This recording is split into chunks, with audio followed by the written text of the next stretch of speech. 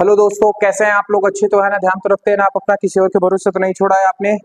चलिए, आज हम लोग को क्या स्टडी करने हैं। आज हम लोग अध्याय 8 बल तथा गति के नियम के सारे कॉन्सेप्ट पढ़ लिए हैं। अब हम लोगों को आंकिक प्रश्न करने हैं। अगर आंकिक प्रश्न के अलावा किसी भी क्वेश्चन में आपको दिक्कत है, जैसे लघुत्तरी है, दीर्घोत्तरी है, या फिर आपके अति लघुत्तरी है, या सबसे इंपॉर्टेंट आपके बहुविकल्पी हैं, किसी में भी है तो ऑनलाइन बच्चे कमेंट कर सकते हैं, ऑफलाइन तो आप लोग पूछ ही सकते हो। ठीक है ना? मैंने आप लोगों को बता भी दिया है।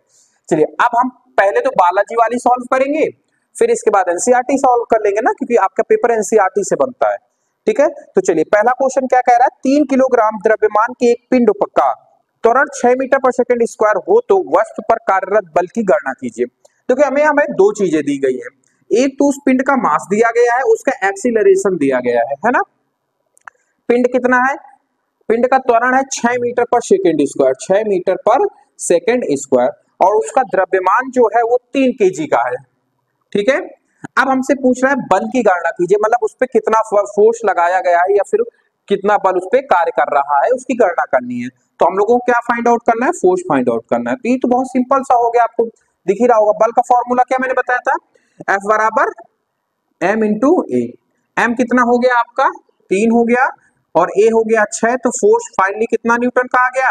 18 न्यूटन का फोर्स यहाँ पे आपका आ गया। ठीक है, यहां तक बात समझ में आई कि नहीं समझ में आई?